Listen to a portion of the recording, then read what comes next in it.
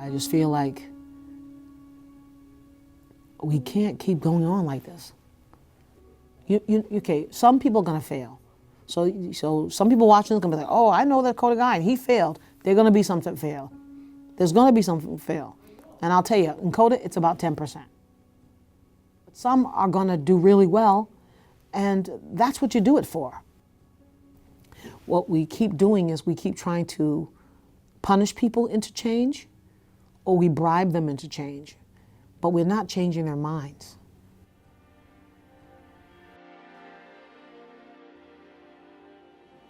My favorite. That's that right there. That's good.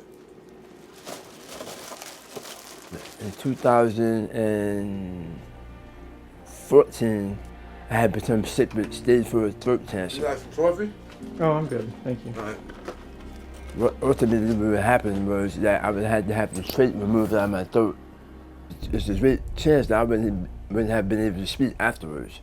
Am I gonna die in here? That's the question that went through my mind the entire time. My name is Dutch. I'm 47 years old. I live in Amityville, Long Island. I learned sign language in prison. As a teenager growing up, I had an addiction. My addiction was about anger. I had anger issues. I wish I could go back to the age of 13, 14, and 15 and do it all over again with the knowledge that I have today, but unfortunately, life doesn't work that way.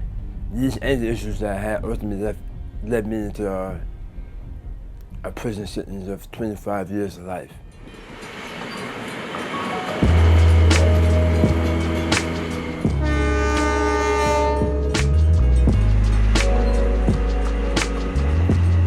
Angry people are hurt people. Violent people are hurt people. And hurt people hurt people. Hello, everyone. Now, you know, the first thing I've got to say, because COTA members will get on my back, right? COTA members, you know what I want to say, right? Are we a program? No. We're a movement. Sort of a thing we do. Risco Mention-Lewis, the first Black Deputy Police Commissioner of Suffolk County, created COTA, the Council of Thought and Action. It's a community aimed at reducing recidivism, supporting the formerly incarcerated and those affected by the justice system. If you lock people up, all you do is make angrier people. And all you do is make more hurt people. And this is the key to COTA. We don't ask, what resource do you need? We ask, what resource are you? Make us faster, stronger, wiser. F goes first, obstacles make us faster, stronger, wiser. Created in 2008, while she was an assistant district attorney in Nassau County, Mention-Lewis brought COTA to Wyandanch in 2012, and she says the group has reached over 1,000 members, some staying for weeks, others for years. When I was in jail, I said, oh, I'm gonna do this, I'm gonna do that, I'm gonna do this. Oh man, I ain't gonna go back to that, the heck with that. But then when we get out, we're right back where we started. A lot of men and women that come there want something different. And COTA offers that. I don't think that COTA happened, it evolved. We're a support networking group. If you're new, say your name, how your week's been going, and what brought you here. If you just got home from jail, we welcome you home. And if you're first new to COTA, we welcome you to COTA. How many people in this room lost somebody close to them? Raise your hand.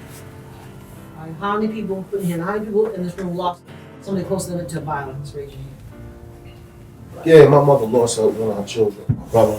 And, just coping with that is crazy. You got a lot on your plate. You got the loss of, you got your mother's trauma right now, and your mother's loss, right? Mm. You got your job, you're trying to find work. You got your bills. You got your own loss. We got to work on some of these things and not put them all in one bucket because it's too heavy all in one, right? That'll take maybe a little off of you so you can move a little lighter, a little bit lighter.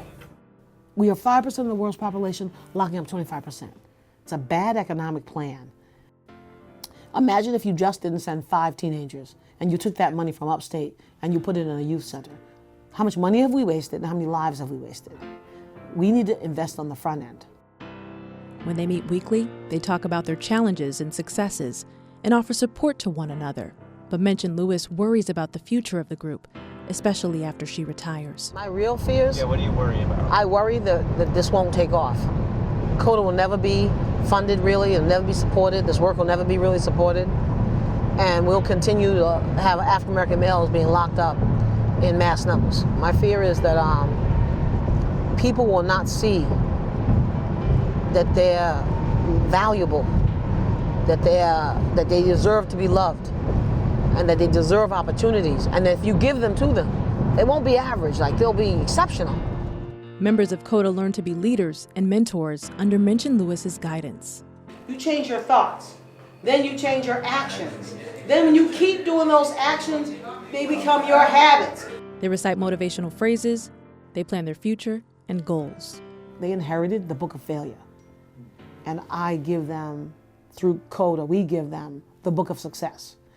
Some read a little bit of it and leave. Some people don't even read the book. They look at the cover and they walk out the door. Some people read a whole bunch of the book and they still go back to the book of failure. That we can't control, but we can give them the information. Members have completed degrees, written books, created safe houses, and secured high-paying jobs. We have people who are operating engineers, who are electricians, who are plumbers. We have a few published authors. We have a few people with their master's degrees. And some members become what she calls conductors, an homage to Harriet Tubman's conductor and the Underground Railroad, which helped enslaved African Americans escape to freedom. COTA gives you the rules of living and shows you that you've been surviving. Despite a broken leg, one COTA member, Barry Owens, who goes by Yazid, spent his mornings and afternoons driving young men in need of transportation to and from work. I haven't been able to walk while I use a cane. It has put a real strain on my mental state, I'd say. So for that little hour, just being able to give back makes me feel good as well. Like many other COTA members, Yazid volunteered in the community. The COTA movement wasn't something that they had when I was growing. Maybe I wouldn't have taken the road that I've taken. Like I said, I've done so much wrong that, for me, I try to give back. It's not try, I'm going to give back. I don't want to see any kid, any young person have to go through what I did. If I can help, I'm going to help. So it was no surprise that when Dexter Turner was set to be released after more than 2 decades in prison, Yazid offered to drive Dexter's fiancée, Michelle, upstate and bring them directly to a COTA meeting on Long Island. We were together back in 85, and then he was arrested in 87. He was 16 years old.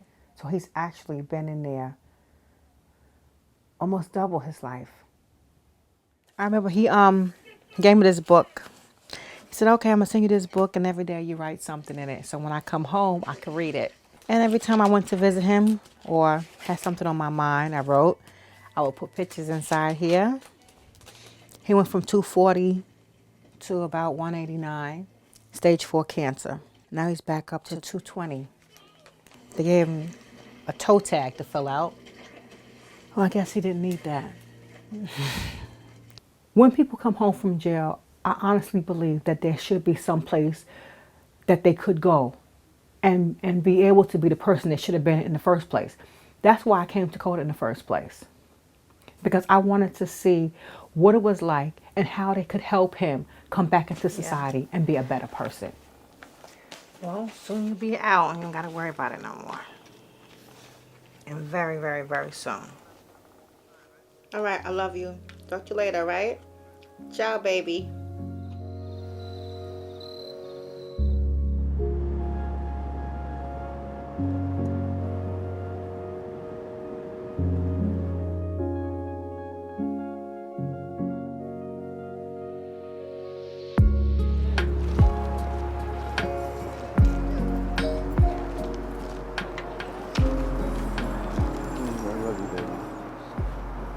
It feels so good to be home. Finally. Thank you. What up, man? Glad to see you home, bro. Thanks, man. I really do. This is my shine right here. Yeah, I remember those days. Remember these days right Yeah, here, I man? remember those days. This should be I had this is the end. 96. I had 96, A, 54, 95. This is the end of my day. Yeah. This is the end of my day. According to Dexter, of the inmates released alongside him, he was the only one with a ride home. The others were brought to the local bus station. Haven't had shit in a minute. Wow.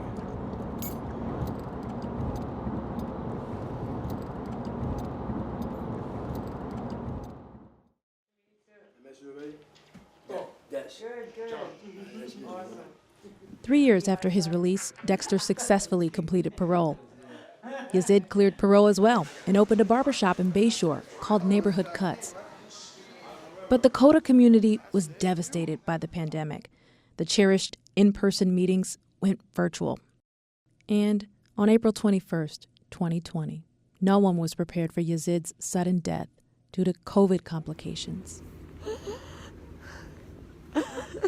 He was buried in Pine Lawn Cemetery.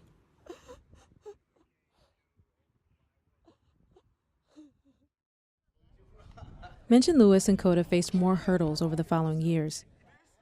Even when they were able to meet in person again, they lost access to their usual space in Wyandanch and returned to online meetings yet again.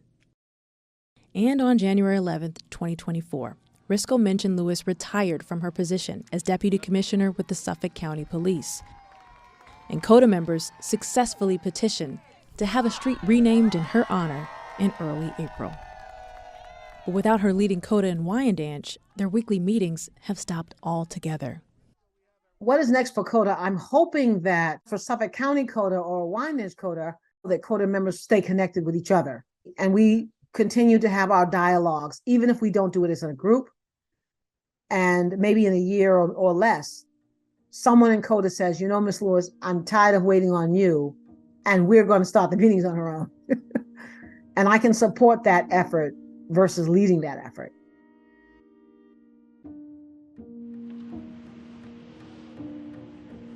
In freshman English, in books, they teach you that if you keep telling a person something, they tend to believe it's true about themselves. They teach you about the self-fulfilling prophecy. And that is true about the African-American male in violence and crime.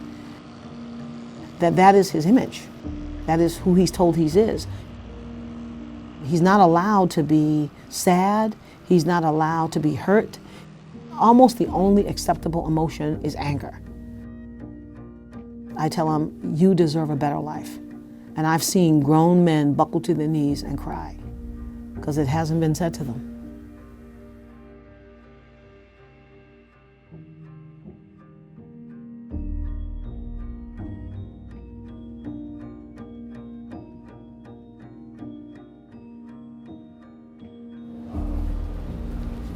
You know, you ask any guy, they won't describe it that way. But Yeah, because men don't get pampered. we don't describe it that way. Isn't that like a false narrative? It's like saying men don't cry. Yeah. Something like that.